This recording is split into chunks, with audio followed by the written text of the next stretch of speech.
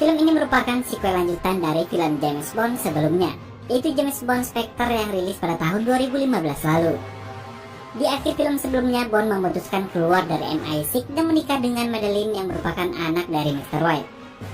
Saat itu Mr. White meminta Bond untuk menjaga Madeline setelah kematiannya. Film dibuka dengan kilas balik kehidupan Madeline kecil yang saat itu tinggal di sebuah rumah terpencil bersama sang ibu yang suka mabuk-mabukan, dan ayahnya Mr. White yang sangat jarang pulang ke rumah. Hari itu ketika Madeline memeriksa keadaan ibunya yang sedang teler, tiba-tiba dia melihat sesosok pria bertopeng mendekati rumahnya. Madeline coba memberitahu ibunya, tapi karena mabuk parah, ibunya tak terlalu mengabaikan Madeline. Ketika pria itu berhasil masuk ke dalam rumah, Madeline segera bersembunyi.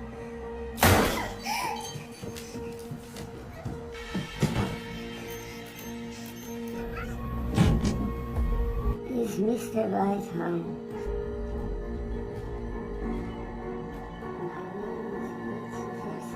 Si pria bertopeng kemudian mengatakan bahwa dirinya adalah Lucifer Safin.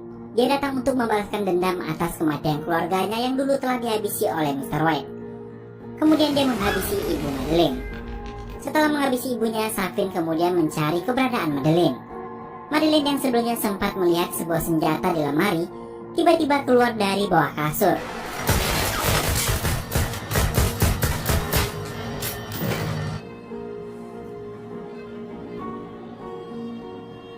Ketika Madeline menarik mayat Safin, ternyata dia belum mati dan terbangun dari pingsannya. Seketika Madeline pun kabur dan terperosok ke dalam retakan es.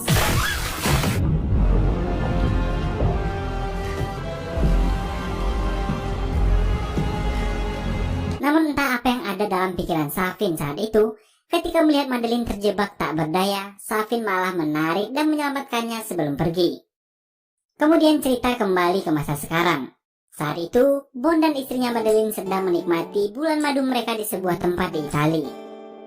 Mereka menginap di sebuah hotel tempat orang-orang biasa membakar secari kertas berisikan rahasia dan impian mereka. Dan hal itu pun dilakukan oleh Madeline.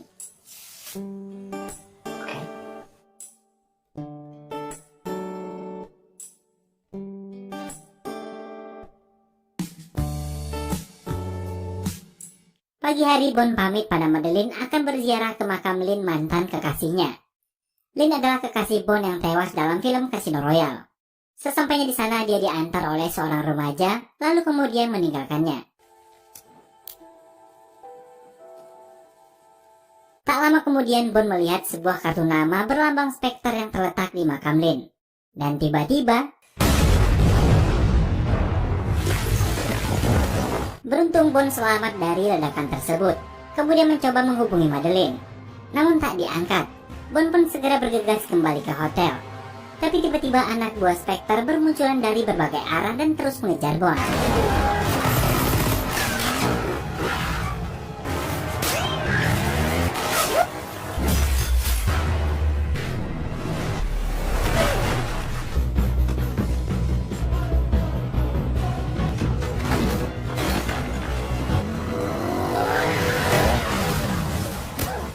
Bond berhasil melumpuhkan seorang agen Spectre bernama Primo, dan dia mengatakan bahwa Mr. White, ayah dari Madeline, adalah bagian dari Spectre, yang membuat Bond menganggap bahwa Madeline adalah bagian dari semua ini.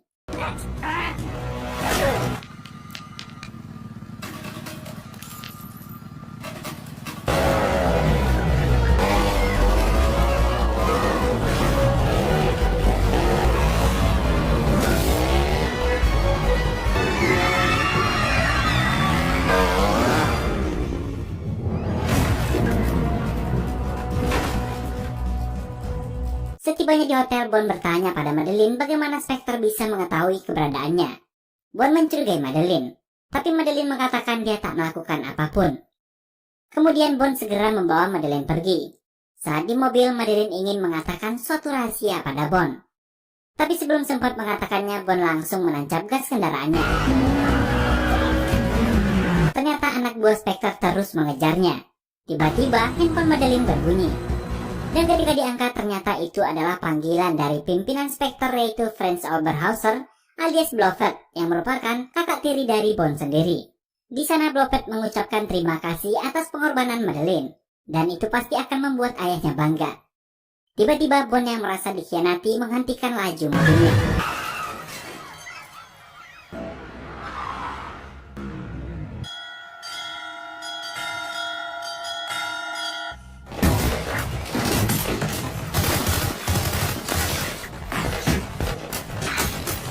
Para anak buah Spectre mengepung mobil Bond dan memberondongnya dengan peluru. Salah satu agen Spectre yang bernama Primo tadi yang ternyata masih selamat tampak memfokuskan tembakannya ke arah Madeleine.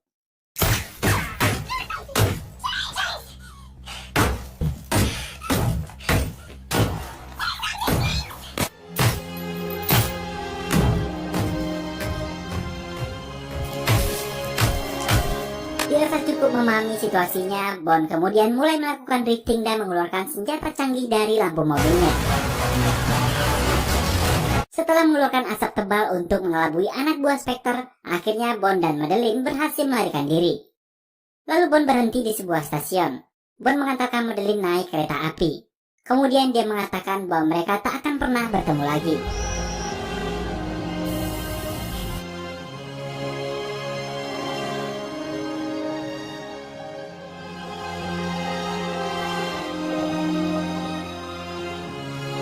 Dan film pun baru dimulai. Singkat cerita 5 tahun kemudian, Spectre membobol sebuah laboratorium MI6 tempat Profesor Obruchev sedang mengembangkan penelitiannya. Obruchev menciptakan sebuah senjata biologis yang mengandung nanobot bernama Heracles, yang dapat menginfeksi targetnya melalui sentuhan dan hanya akan aktif pada DNA yang telah ditentukan. Sangat canggih.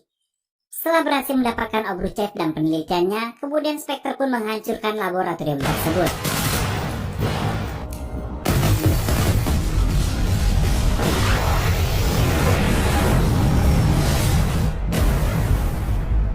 Berpindah ke tempat lain, terlihat Bond yang tinggal di sebuah tempat terpencil di Jamaika. Dia menikmati masa-masa pensiunnya setelah tak lagi menjadi agen MI6. Suatu hari saat Bond pulang syuting Mancing Mania, dia mendapat kunjungan dari teman lamanya yang bekerja di CIA bernama Felix, dan seorang rekannya dari Departemen Luar Negeri Inggris bernama Logan S. Kedatangan Felix adalah untuk meminta Bond menyelamatkan Profesor Obruchev beserta penelitiannya dari tangan Spectre. Namun Bond menolak. Nice to see you again, Felix. Ternyata di sana juga ada Primo yang menguping pembicaraan mereka. Dan Bond juga berpapasan dengan seorang wanita cantik versi Uganda yang merupakan salah satu agen dari MI6. Ketika akan pulang, Bond mengalami masalah dengan mobilnya. Kemudian si wanita bule yang diketahui bernama Nomi tadi menawarinya tumpangan. Sesampainya di rumah Bond, barulah Nomi mengatakan bahwa dirinya adalah agen yang menggantikan Bond sebagai 007 di MI6. Kedatangannya adalah untuk meminta Bond untuk tak ikut campur dalam masalah Obruchev. Cut to the chase. Lalu Bond menghubungi M untuk menanyakan apa yang sedang direncanakan M dengan mempekerjakan Profesor Obruchev. Kembali M mengingatkan Bond untuk tak ikut campur dalam urusan ini.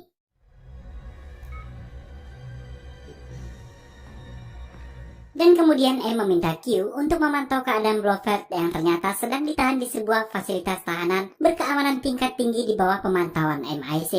He only speaks to a psychiatrist. I know, the live feed's what I want.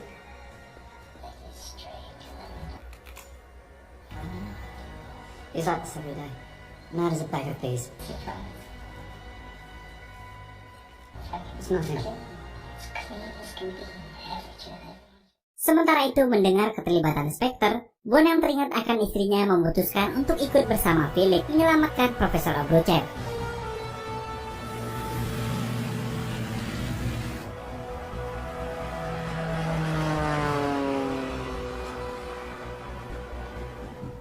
Bond berangkat ke San Diego menemui seorang wanita cantik bernama Paloma yang akan menjadi pemandunya selama menjalankan misi ini.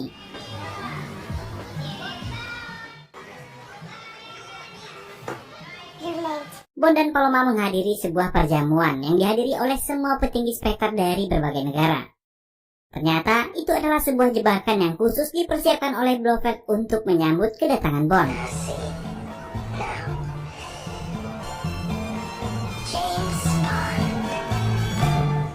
Obruchev diperintahkan untuk menyiapkan racun Heracles dengan memasukkan DNA Bond. Tapi sepertinya Obruchev punya rencana lain. Diam-diam dia malah mengganti profil DNA Heracles tersebut Sehingga ketika Herakles diaktifkan, hal itu justru membunuh semua para petinggi Spectre yang ada di sana. It's too late. It's already crawling under your skin. Don't be alarmed. It's harmless to us. Just so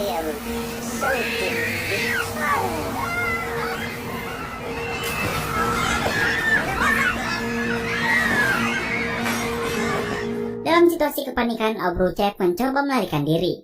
Bond dan Paloma yang menyadari hal itu berhasil menangkapnya dan mengamankan sebuah flash disk milik Obruchev. Sementara itu anak buah Spectre terus mengejar mereka.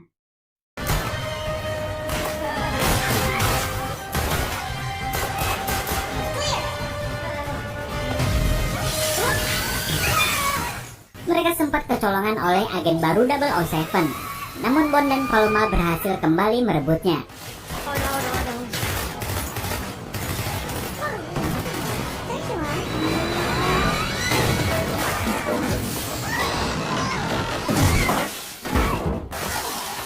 Setelah menyelesaikan misinya membawa Obruchev, Bond dan Paloma pun berpisah. Karena Paloma hanya diperintahkan untuk menemani Bond sampai di sini aja.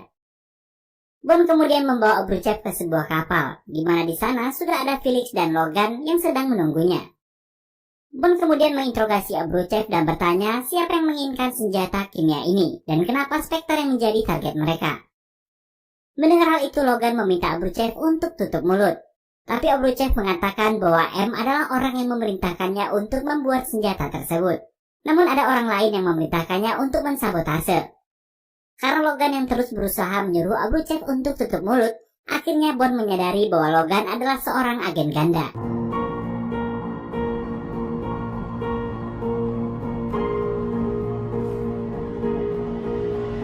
Terjadi perebutan senjata antara Bond dan Logan yang membuat Felix tertembak.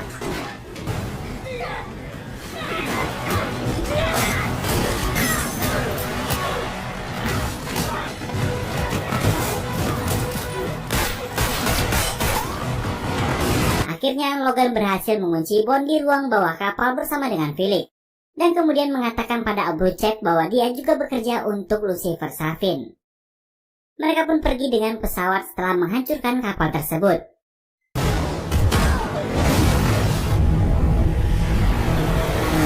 Bond coba menyelamatkan Felix, namun itu tak berhasil. Dan Felix pun tewas. Felix.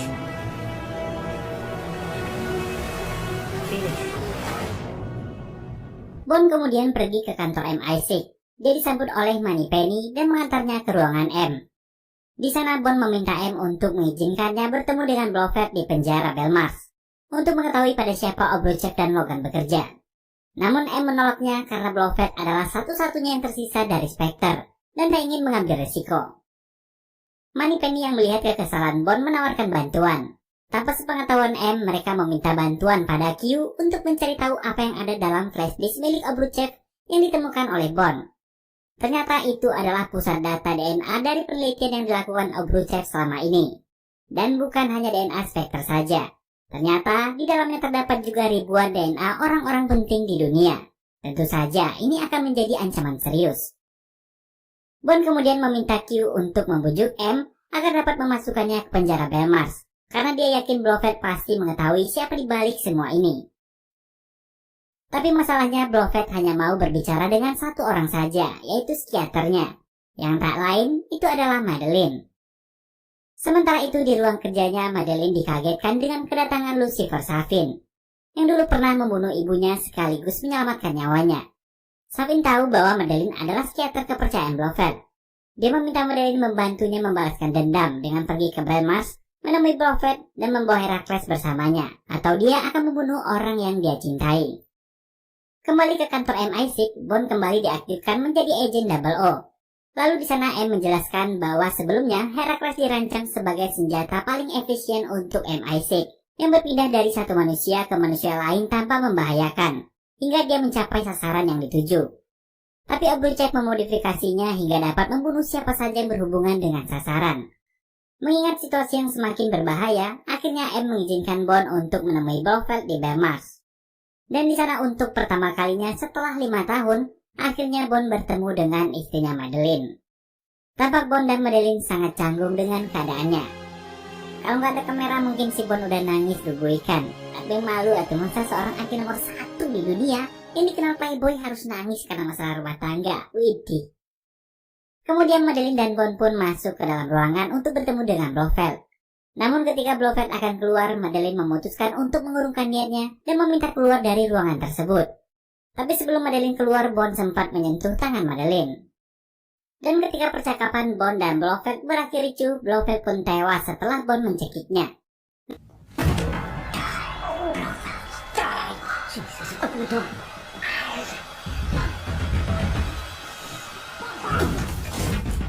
Namun sebenarnya bukan karena cekikan Bond, melainkan karena Herakles yang ada di tangannya. Q pun menyimpulkan bahwa Herakles tak dapat dikeluarkan dari tubuh Bond. Karena sekali dia terinfeksi, maka selamanya dia akan ada dalam tubuh Bond. Dan hal itu tak akan berbahaya jika Bond bukan menjadi targetnya. Kemudian Bond memutuskan untuk menemui Madeline, dan menemukannya di rumah masa kecilnya. Ternyata di sana, Madeline telah memiliki seorang putri bernama Matilda, yang memiliki mata persis sama seperti Bond. Tanpa sepengetahuan Bond, ternyata ketika di Itali, sebenarnya Madeline ingin mengatakan bahwa dirinya sedang mengandung anak Bond, namun tak sempat dia katakan. Tapi di sini Madeline tak ingin mengatakan bahwa ini adalah anak dari Bond, sehingga Bond masih tak mengetahuinya. Bond hanya memiliki firasat dengan melihat mata dari gadis kecil itu. Lalu Madeline membawa Bond ke ruang kerja ayahnya. Di sana dia memberitahu Bond mengenai masa lalu ayahnya dan seorang pria bernama Safin, yang menjadi dalang di balik tewasnya Blofeld dan juga orang yang telah memerintahkan Obruchev untuk mensabotase Herakles. Dia juga memberitahukan bahwa Safin memiliki sebuah pulau keluarga yang dulu direbut oleh ayahnya, dan Madeline yakin bahwa disinilah pusat dari pengembangan Herakles. Mendapat informasi tersebut, kemudian Bond menghubungi Q untuk melacak Safin dan pulau yang dimaksudkan Madeline dengan mengirimkan sebuah foto yang dia dapatkan. Kemudian setelah berhasil mendapatkan lokasi pulau tersebut, Q langsung menghubungi MI6 dan memberitahukan bahwa lokasinya terletak di perairan sengketa antara Jepang dan Rusia. Tanner juga menampilkan citra satelit Jepang yang memantau aktivitas mencurigakan di pulau tersebut. Bond yang sebelumnya meminta Naomi untuk melacak Logan, mendapat koordinat bahwa saat ini Logan berada tak jauh dari lokasi Bond. Sehingga dia yakin bahwa Logan sedang mengincar Madeline. Lalu mereka segera berkemas dan pergi meninggalkan rumah tersebut. Di tengah perjalanan, tiba-tiba mereka dibuntuti oleh 2 mobil tak dikenal. Bond segera mengambil jalur alternatif dan terjadi kejar-kejaran.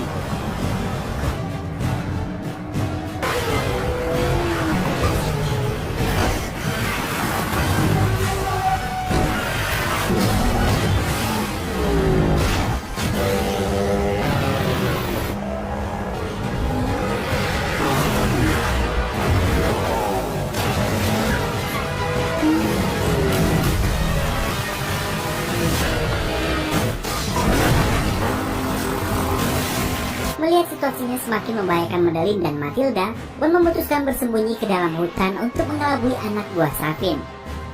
Bond meminta Madeline dan Matilda bersembunyi di sebuah pondok, sementara dia akan menghabisi anak buah Safin.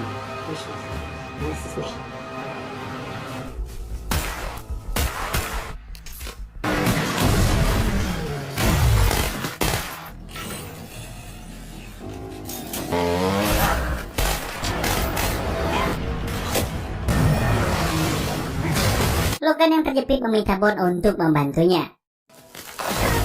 So why don't you help me out, brother?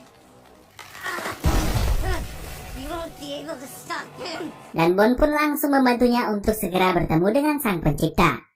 Ketika Bond menghampiri Madeline dan Matilda, ternyata mereka telah berhasil diculik oleh Safin dan dibawa menggunakan helikopter. Naomi kemudian datang memberikan tumpangan pada Bond. Berdua mereka langsung menuju bandara di mana Q telah menunggunya. M mengatakan bahwa ada 3 yang menjadi tujuan utama misi mereka: mengkonfirmasi adanya Herakles, membunuh Obruchev dan Safin, kemudian menyelamatkan Madeline dan Matilda. Sebelum menjalankan misi, Q memberikan Bond sebuah arloji canggih yang mengandung denyut elektromagnetik dan dalam jarak dekat dapat mematikan setiap sirkuit dalam jaringan terprogram. Sementara Naomi dibekali dengan kidar yang dapat memetakan setiap ruangan. Sementara itu di pulau terlihat Safin yang baru saja tiba membawa Madeline dan Matilda. Safin disambut oleh Profesor Obruchev dan memberikan sebuah serum Herakles yang tertanam DNA Madeline dan Matilda. Lalu Safin membawa mereka ke sebuah taman beracun yang sedang dia kembangkan. dan berkata itu adalah warisan dari ayahnya. Sebuah kolam taman yang dihiasi dengan berbagai bunga beracun, dan kemudian memisahkan Madeline dan Matilda. Bond dan Naomi bergerak menuju pulau menggunakan sebuah kapal siluman yang dapat terbang dan menyelam di bawah permukaan air.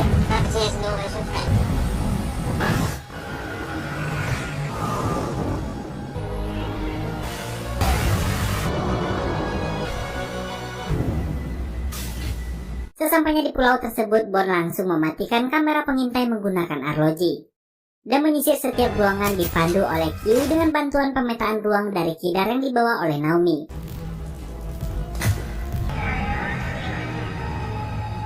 Bond berhasil menemukan Obruchev dan berencana untuk segera meledakkan laboratorium tersebut. Sementara Madeline berhasil melarikan diri dari pengawasan Primo.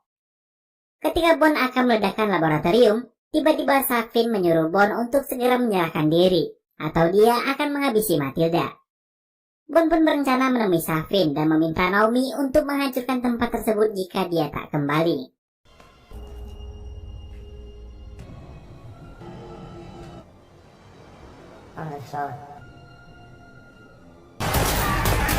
Sesampainya di tempat Safin, Bond berhasil menghabisi anak buah Safin. Namun sayang, Safin berhasil melarikan diri dan membawa Matilda. Dalam pelariannya, Matilda berusaha berontak dan menggigit tangan Safin. Lalu Safin membiarkan Matilda pergi begitu saja.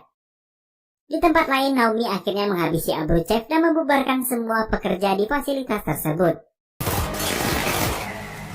Sementara Bond yang sedang berusaha mencari tahu keberadaan Safin berhasil bertemu dengan Madeline. Dan mereka juga menemukan Matilda yang bersembunyi di bawah sebuah meja.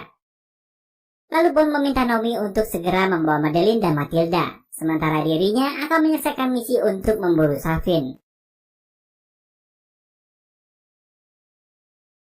Bond kemudian menuju ruang kontrol dan meminta Q untuk menghubungi kapal selam angkatan laut dan segera mempersiapkan rudal agar dapat menghancurkan fasilitas tersebut. Q mengatakan untuk menghancurkan fasilitas tersebut, Bond harus memastikan palkanya tetap terbuka, atau semua akan percuma karena pulau itu dilindungi oleh lapisan yang sangat kuat.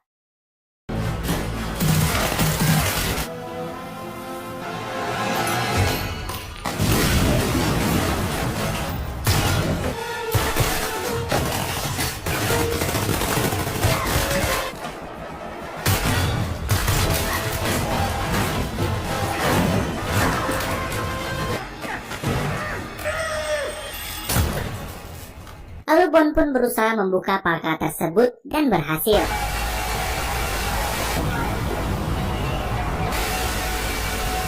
Bond kemudian bergegas mencari Safin. Sementara itu, Angkatan Laut menembakkan rudalnya menuju target.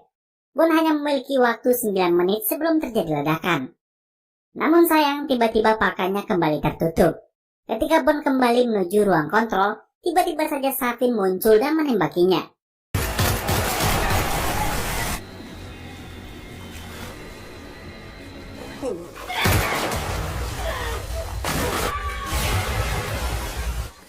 Bond berhasil mengalahkan Safin. Namun sayang, Bond terkena Herakles, di mana jika dia bersentuhan dengan Madeline dan Matilda maka itu akan membunuh mereka. Akhirnya Bond berhasil kembali ke ruang kontrol dan membuka semua palka yang ada. Dan dia harus menerima kenyataan bahwa dia tak akan pernah lagi dapat menyentuh Madeline dan Matilda. Akhirnya, untuk terakhir kalinya Bond meminta Q menghubungkan panggilannya dengan Madeline. Di sana Bond berkata bahwa dia tak akan selamat. Bond berterima kasih pada Madeline yang telah melahirkan dan menjaga anaknya.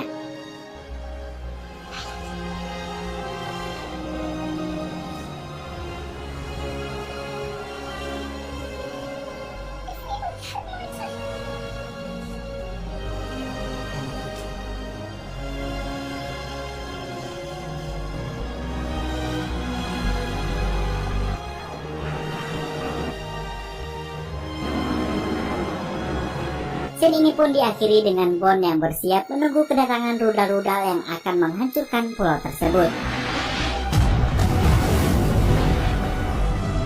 Semua tampak berduka atas kejadian itu. Mereka kehilangan suami, sahabat, dan satu-satunya agen terbaik yang selalu bisa diandalkan. Sim kemudian berpindah ke markas MI6, di mana rekan-rekan Bond mengenang kematiannya. Dan film pun diakhiri dengan Madeline yang kembali melanjutkan hidupnya bersama Matilda menuju Matera, Italia, tempat di mana dulu dia dan Bond bersama. Dan film pun selesai. Baiklah, terima kasih buat yang udah nonton sejauh ini. Sampai jumpa di alur cerita film menarik lainnya. Jangan lupa buat like dan subscribe. Akhir kata, saya pamit undur diri. Assalamualaikum warahmatullahi wabarakatuh.